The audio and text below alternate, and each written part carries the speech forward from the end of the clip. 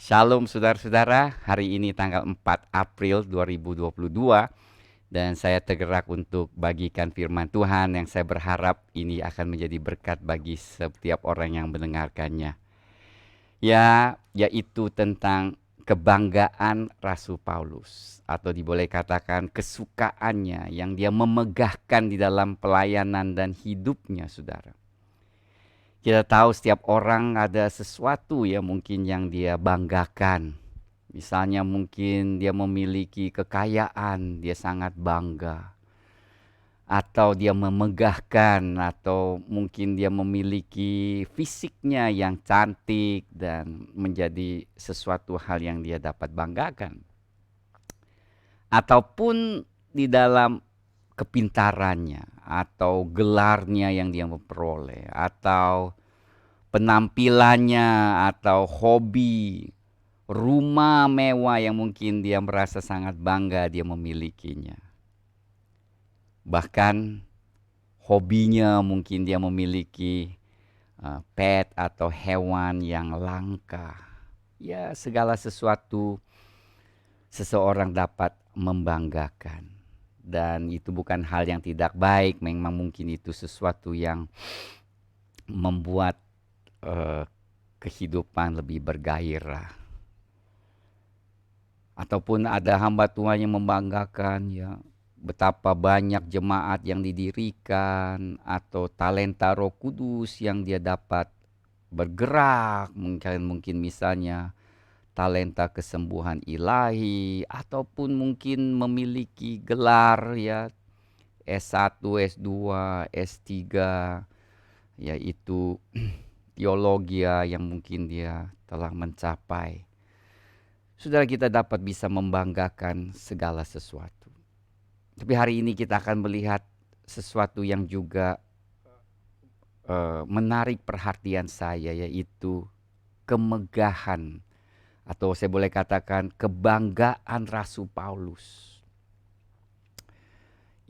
Kebanggaannya ini memang agak berbeda mungkin dengan kita, bahkan dengan hamba-hamba Tuhan yang lain atau pelayan Tuhan yang saat ini yang mungkin kita memegahkan pencapaian kita yang dapat kita lihat dengan mata kita.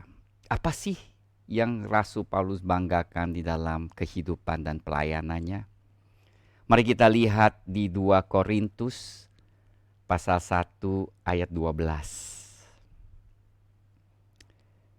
Di sini katakan, inilah yang kami megahkan, atau sesuatu yang dia merasa sukacita, merasa sesuatu yang dia banggakan, yang dia bisa pamerkan mungkin ya kepada orang-orang. Yaitu bahwa suara hati kami memberi kesaksian kepada kami. Bahwa hidup kami di dunia ini khususnya dalam hubungan kami dengan kamu dikuasai oleh ketulusan dan kemurnian dari Allah, bukan oleh hikmat duniawi, tetapi oleh kekuatan kasih karunia Allah. Di ayat berikutnya di 2 Timotius pasal 1 ayat 3, Rasul Paulus pun katakan, aku mengucap syukur kepada Allah yang kulayani dengan hati nurani yang murni, seperti yang dilakukan nenek moyangku. Saya rasa ini sesuatu yang sangat berbeda, saudara, yang sangat unik di dalam perkataan Rasul Paulus ini. Sebab bayangkan, Rasul Paulus dapat membanggakan banyak hal yang dapat kelihatan, tetapi dia banggakan sesuatu yang subjektif menurut saya, yang tidak bisa dilihat dengan mata telanjang, hati nurani yang dibanggakan. Bagaimana kita dapat melihat hati nurani seseorang ya saudara?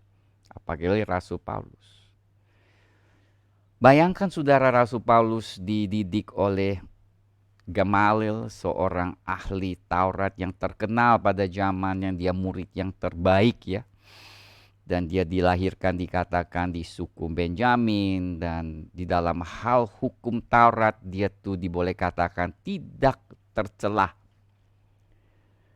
Dan itu mungkin sudah katakan itu adalah hal-hal yang dia capai sebelum lahir baru. Tetapi setelah dia menjadi rasul, kita juga melihat begitu banyak hal yang dia bisa banggakan.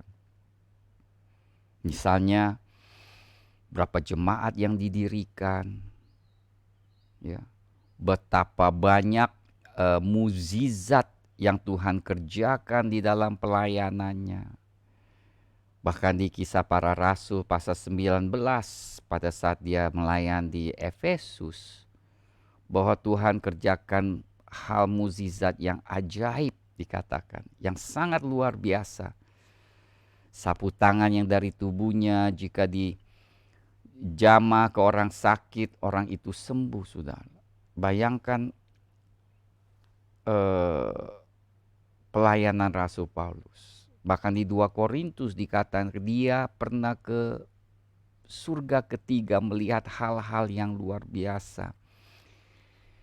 Saudara, mungkin banyak kalau sadari kita ya, bahkan mungkin saya sendiri merasakan itu hal yang luar biasa ya, itu hal yang kita harus banggakan. Kita dibawa ke surga, kita lihat surga, kita lihat Tuhan Yesus, itu sangat luar biasa. Tetapi kenapa ya Rasul Paulus tidak membanggakan hal-hal seperti itu?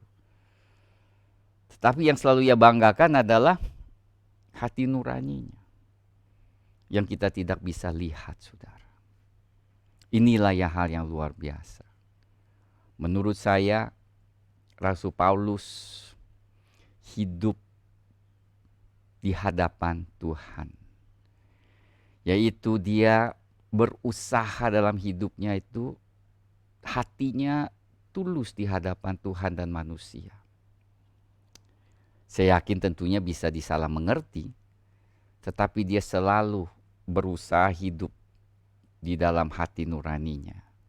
Sesuatu yang dia anggap mungkin di mata orang itu benar, tetapi hati nuraninya tidak mengizinkan, maka dia tidak melakukan. Menurut saya ini adalah hal yang sangat sulit. Seringkali kita melangkah, ya, melanggar hati nurani kita. Sekalipun saudara, kadang-kadang langkah atau tindakan kita itu tidak, tanda kutip, tidak salah atau tidak dosa ya, maka di hadapan manusia, tapi hati nurani ini saudara menuduh, maka dia tidak akan melakukan karena hati nurani. Maka saya katakan ini hal yang subjektif, tetapi ini juga hal yang luar biasa yang menunjukkan bahwa betapa rohaninya Rasul Paulus dalam hidup dan pelayanannya kepada Tuhan Yesus. Misalnya sesuatu yang dia anggap dia tidak harus terima, sesuatu yang dia tidak mau terima, yang ada yang dia tulis di Korintus, dia tidak mau terima persembahan atau tidak menuntut persembahan dari gereja Korintus. Itu saya percaya karena hati nuraninya yang mungkin tidak mengizinkan. Ini adalah hal yang susah, tetapi di sini juga kita melihat inilah cara Roh Kudus bekerja di dalam kehidupan setiap anak Tuhan. Sebab dikatakan saudara, pada saat kita lahir baru Tuhan menaruhkan hukumnya di hati kita, saudara. Menaruh rohnya di dalam kita. Maka 1 Yohanes 2 dikatakan bahwa kita tidak perlu diajarkan lagi, tetapi Roh Kudus yang mengajarkan. Saya percaya itu berarti kita hidup tuh mulai hidup di dalam bimbingan yang ada di dalam hati nurani kita. Seperti saya katakan 2 Timotius 1:3 dikatakan, aku mengucap syukur kepada Allah yang kulayani dengan hati nurani yang murni, seperti yang dilakukan nenek moyangku. Berarti Rasul Paulus bukannya dia sendiri, tetapi ternyata umat Tuhan di perjanjian lama, walaupun ya belum mengalami lahir baru, seperti Daud, Abraham dan sebagainya, tetap bisa hidup dalam hati nurani yang tulus di hadapan Tuhan. Saya teringat Raja Daud yang hidup di dalam hati nuraninya, saudara. Ya, mungkin dia pernah berbuat salah, berbuat dosa, tetapi saudara, kita dapat melihat dua contoh yang sangat-sangat luar biasa. Yaitu pada saat Daud dikejar-kejar oleh Raja Saul.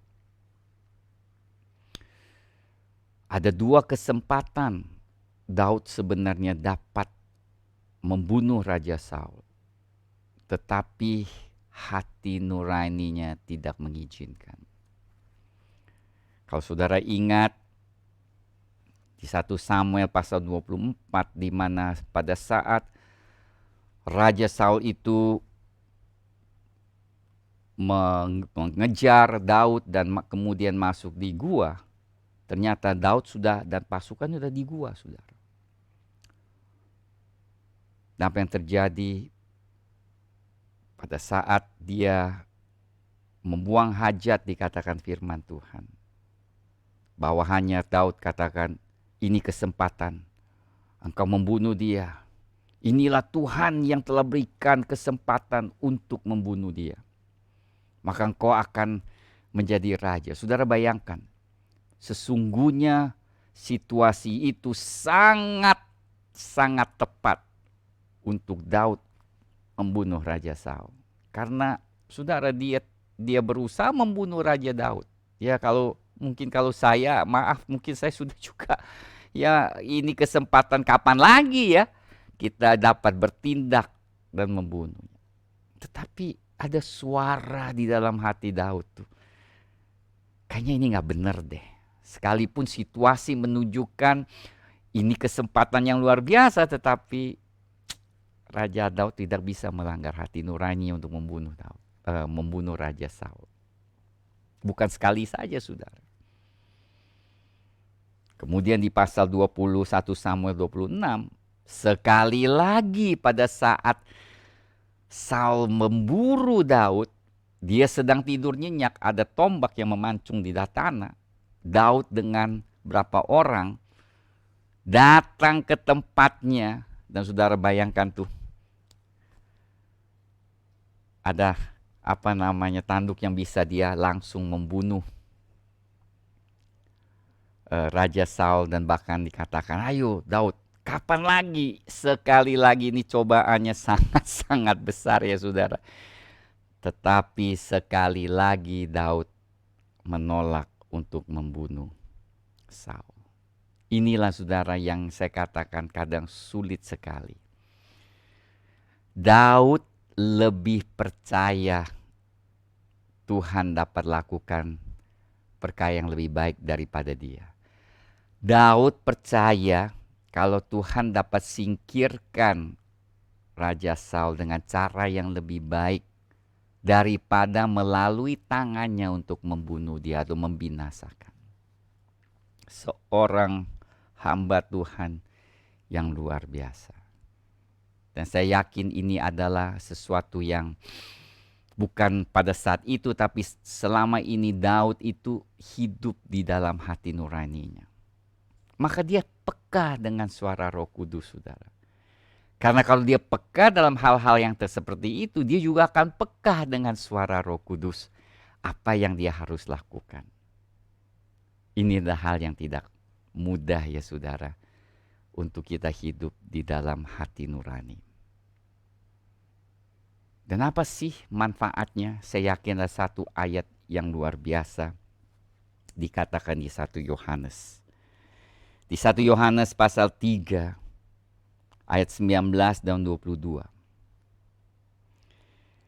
Saya percaya hati nurani ini ada kaitannya dengan doa kita yang terjawab. Demikianlah kita ketahui bahwa kita berasal dari kebenaran, demikian pula kita boleh menenangkan hati kita di hadapan Allah. Sebab jika kita dituduh olehnya, Allah ada lebih besar daripada hati kita serta mengetahui segala sesuatu. Saudara-saudaraku yang kekasih, jikalau hati kita tidak menuduh kita, maka kita mempunyai keberanian percaya untuk mendekati Allah. Dan apa saja yang kita minta, kita memperolehnya daripadanya, karena kita menuruti segala perintahnya, berbuat apa yang berkenan kepadanya. Di sini firman Tuhan katakan mungkin kita melanggar hati nurani, tetapi Allah sanggup mengampuni dosa kita. Tetapi juga dikatakan jika hati kita tidak menuduh kita, artinya hati nurani itu benar di hadapan Tuhan, maka yang terjadi dikatakan maka kita punya suatu keberanian. Luar biasa ya saudara. Keberanian apa? Keberanian datang kepada Tuhan karena hati nurani kita tulus di hadapan Tuhan. Keberanian percaya untuk mendekati Allah, karena Allah itu kudus. Segala sesuatu yang tidak benar, kita akan merasa tuduhan di hati kita. Tetapi jika hati nurani itu, kita sendiri yang menghakimi diri kita, sehingga tulus, maka kita sanggup datang ke hadapan Tuhan dan berdoa dan meminta sesuatu daripadanya. Dikatakan kita akan memperolehnya daripadanya karena kita menuruti segala perintahnya, perintah yang ada di hati itu, yang ada di hati nurani kita, dan berbuat apa yang berkenan di hadapannya. Daud berkenan di hadapan Tuhan. Paulus berkenan di hadapan Tuhan. Demikian pula hamba-hamba Tuhan yang hidupnya benar di hadapan Tuhan. Benar itu juga berarti hidup tidak melanggar hati nurani yang sesuai dengan firman Tuhan. Subjektif, tapi luar biasa. Sesuatu yang tidak dapat dilihat manusia, dihakimi oleh manusia, tapi hanya bisa dihakimi Allah. Hati nurani kita. Semoga, haleluya, pelajaran hari ini dapat menolong kita untuk hidup dekat dengan Tuhan dan berkenan di hadapan Tuhan. Demikian firman Tuhan. God bless you. Sampai kita jumpa lagi. Amin.